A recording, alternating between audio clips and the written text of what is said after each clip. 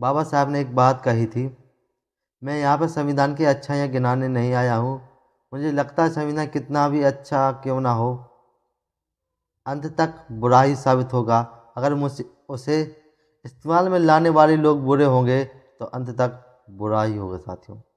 तो फिर बाबा साहब ने और बात कही, संविधान कितना भी बुरा हो अंत तक अच्छा साबित होगा, इस्तेमाल में लाने वाले लोग अच्छे होंगे साथियों।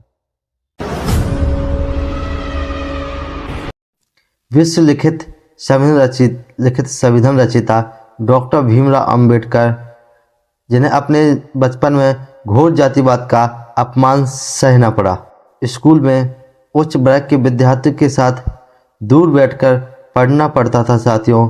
तो इस वीडियो को सुनते चलें आप, और पहली बार हो तो हमारे चैनल यूट्यूब को नए हो तो सब्सक्राइब जरूर कर लें।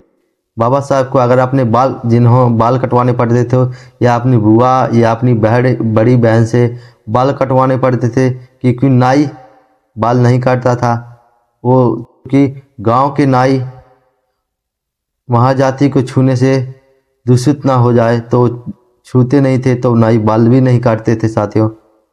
तो आप देखते चले कितने हमारे बाबा साहब ने घोर जातिवाद का अपमान सहा।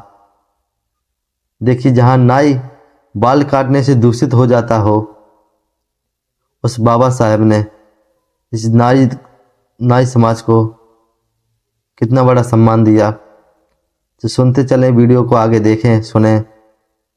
जिन्हें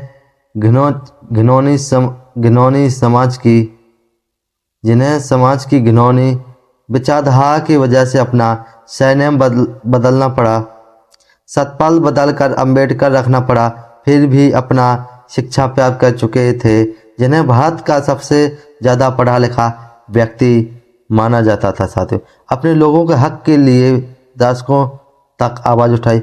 बाबा साहब ने अपने समाज के प्रति जातिवाद को घोर अपमान सहने के बाद उन्होंने कई दशकों तक अपनी समाज के लिए आवाज़ उठाई।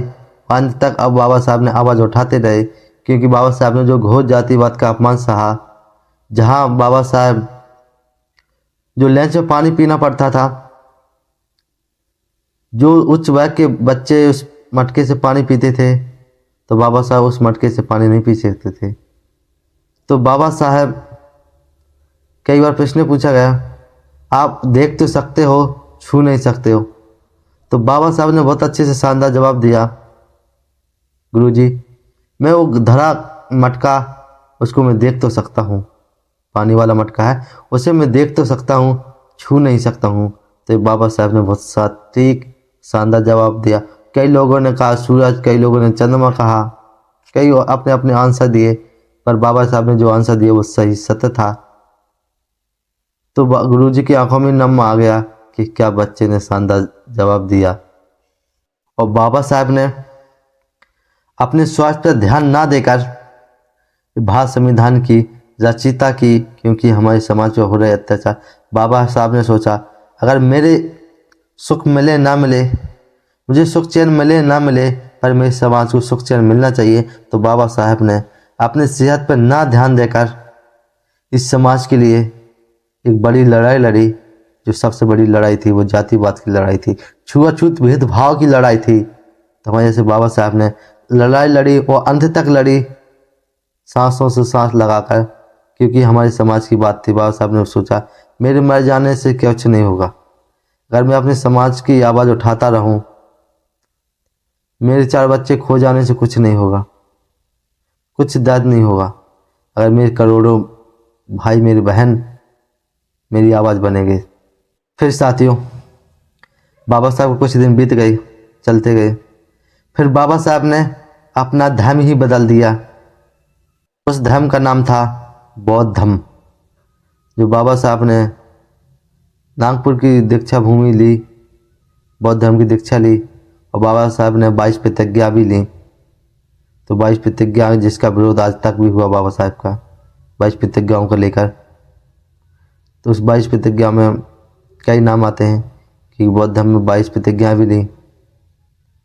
तो साथियों, बाबा साहब को मजबूरन अपना धर्म बदलना पड़ा, क्योंकि बाबा साहब ने कहा था, मैं हिंदू धर्म में हुआ हूँ तो मेरी बस में बात नहीं थी। मैं जो धर्म बदलूंगा वो मेरी बस में बात है। बोले मैं हिंदू धर्म में मरूंगा नहीं क्योंकि मेरी बस में बात है। तो बाबा साहब ने बौद्ध धर्म अपनाया था साथियों। जिससे यहाँ पर काफ़ी विवाद भी हुआ। बाबा साहब का जन्म 14 अप्रैल 1891 में मध्य प्रदेश के महू जिले के बाबा साहब का जन्म 14 अप्रैल 1891 में मध्य प्रदेश के महू जिले में रहने वाले थे रामजी राव और भीमाबाई के घर जन्म हुआ। भीमाबाई अपने बेटे का नाम भीमराव रखनी चाहती थी। बाबा साहब वे अपने माता पिता के 13वीं संतान थे। मतलब बाबा साहब 12वीं के बाद 13वां नंबर था जो बाबा साहब का नंबर था। तो 13वें में बाबा साहब का जन्म हुआ था। 5 साल की उम्र में ही स्कूल में दाखिला हो गया था बाबा साहब, यानी कि 5 साल की वर्ष में ही बाबा साहब का स्कूल में दाखिला हो गया था। छोटे से भीम को जल्दी बात समझ में आ जाती थी कि समाज में बराबरी के साथ भेदभाव किया जाता था, क्योंकि जो बाबा साहब के साथ जाति भेदभाव किया जाता था। स्कूल में स्टूडेंट से दूर अगल बैठा दिया जाता था। लंच ब्रेक में उसे बर्तन से पानी नहीं पीने देते थे, जिससे सभी बच्चे पानी पीते थे। बाबा साहब को उस बर्तन से पानी नहीं पीने देते थे, जिससे सभी साथी पानी पीते थे साथियों।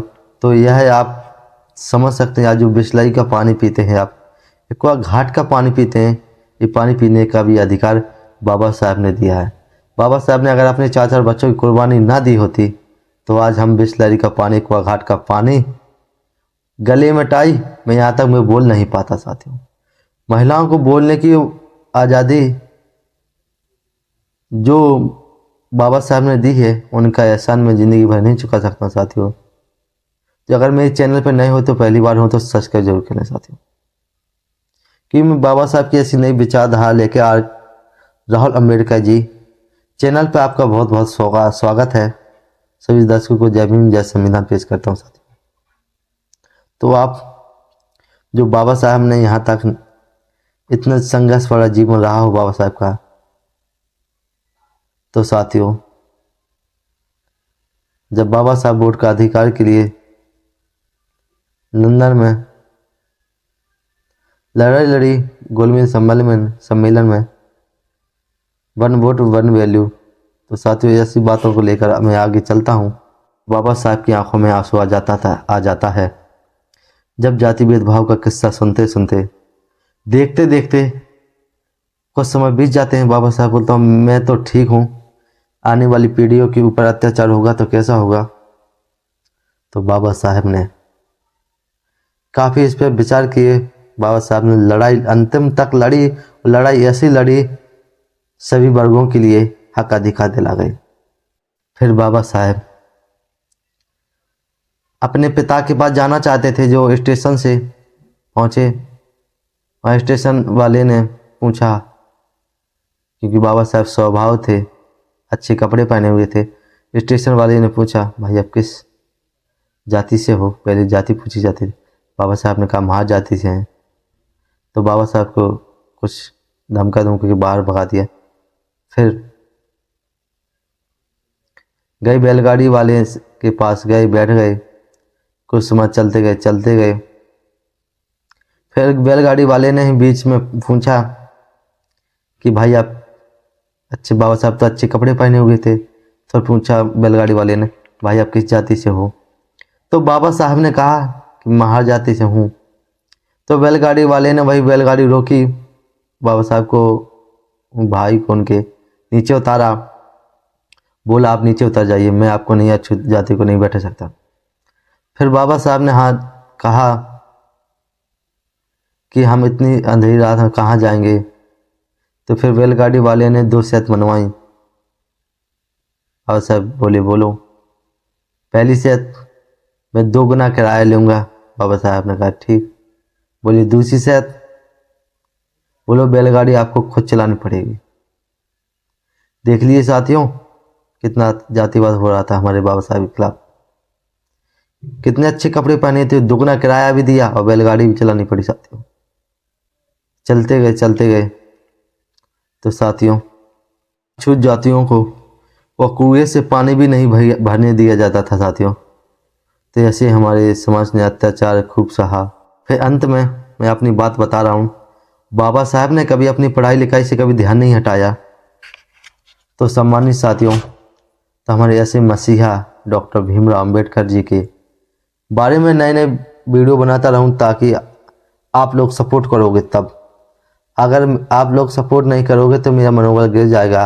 अगर आप सपोर्ट करोगे तो मैं ऐसी महापुरुषों के बारे में वीडियो लाता रहूँगा, क्योंकि जो हमारे बाबा साहब ने ढोरों से बदतर थी हमारी ज़िंदगी, ढोरों से बदतर थी हमारी ज़िंदगी। 4-4 बच्चों की कुर्बानी दे दी हमें इंसान बनाने में साथियों। तो आप सभी साथियों मुझे यूट्यूब चैनल पर सब्सक्राइब करें, शेयर भी करें, बेल आइकन घंटी दबाएं, जिससे हमारी नोटिफिकेशन आप तक आते रहें। मैं आपका भाई राहुल अहरवार, जिला टीकर मध्य प्रदेश से हूँ साथी। आप सभी के सपोर्ट से मैं आगे बढ़ता रहूं, तो आप सभी साथी मुझे प्यार आशीर्वाद बनाए रहें। जय भीम, जय संविधान, जय भारत की जनता, जय संविधान, जय देशवासियों।